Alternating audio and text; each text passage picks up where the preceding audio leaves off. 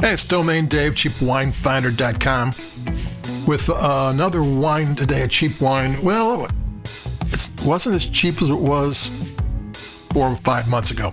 Today we've got a Opaline Brut sparkling wine from Trader Joe's. There's already an Opaline Rosé Brut sparkling wine. That was a Rosé of Pinot Noir. This is not a Rosé. This is a Chardonnay-based Opaline wine. The other one, the Rosé, was $7.99 in the summer, and then tariffs kicked in. This is now $9.99. So you just taxed yourself $2 to drink this wine, but hey, $9.99 for a wine is not bad, especially a bubbly. It's made by the same conglomerate that makes J.P. Chenet. They're the largest exporters of French wine. They make a lot of different wines. They have a lot of different domains and chateaus and brands.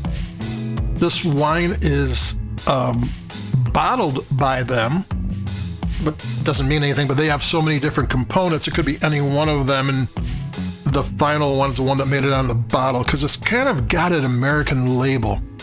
A French wine would have where it's from. It's very important in France to where the grapes are from. This one just says product of France. Product of France probably means they use more than one area, which again, that's not too French. It's American. How Americans do things, not how the French do. You know, they have Burgundy and they have Loire Valley and they have Languedoc, and I think a lot of this came from the Languedoc, but I don't know for sure. I'm going to take a sip.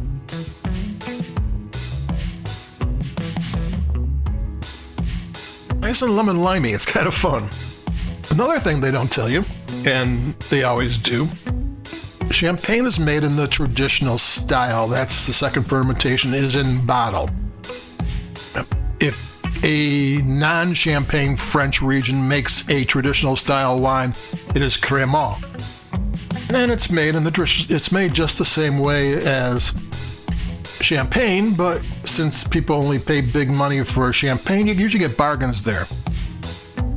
This one doesn't say where what it is or how it was made, and that typically means they don't want to say.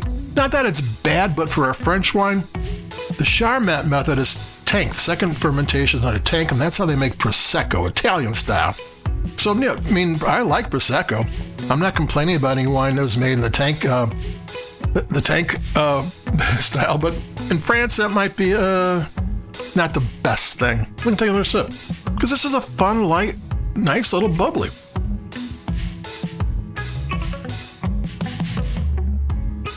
One of the differences between a bottle fermentation, traditional style, champagne style, and the Charmat, the tank style, is the atmospheres inside the bottle.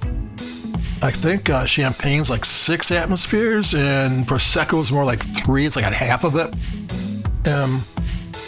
The 6 atmospheres inside the bottle, that's why you have to have that cork and cage. Even the pressure inside the bottle of Prosecco, you do too. But you see people with a sword slicing the top and it comes out just by hitting it. Well, you can also go to YouTube and find people doing the same thing with a butter knife. There's so much pressure. You tap the cork hard enough, it'll go. Especially with the cage and the cage off. The cage does help things. So you don't know what this is. It's Chardonnay grapes from somewhere, but France probably grows pretty good Chardonnay grapes. That's where Chardonnay comes from. Charmat method? Fine. I like Charmat method. It's not the French way, but what are you going to do? It's $9.99, or it used to be $7.99 until things changed.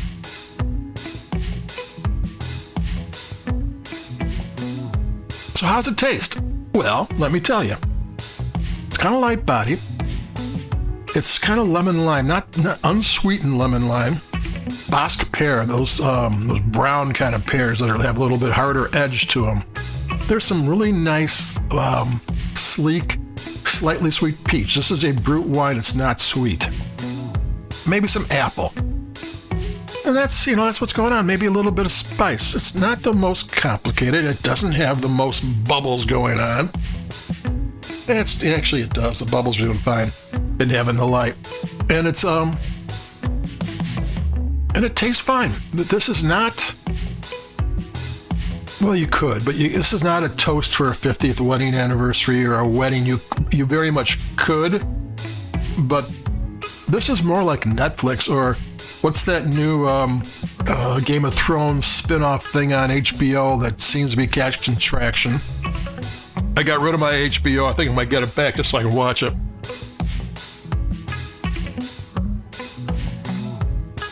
And drink this along with it. This is 11% alcohol.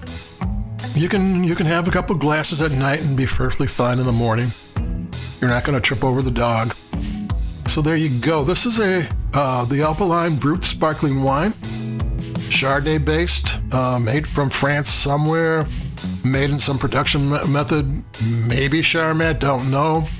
But if it was made in the other tradition, they probably would tell you, because it's got an American label for a French wine, and American labels tell you nothing at all.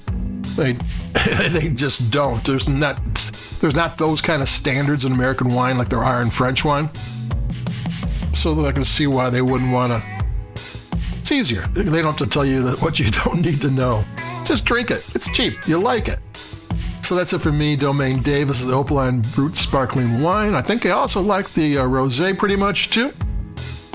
This is a nice, easy to drink sparkling wine, $10. Too bad it's not $7.99, but it's still not expensive. So adios, keep it cheap. I've got a 2022 Napa Valley Cabernet Sauvignon coming up from one of Trader Joe's traditional producers, but that should be interesting. So keep it cheap. Adios. Talk to you in a couple of days. Bye-bye.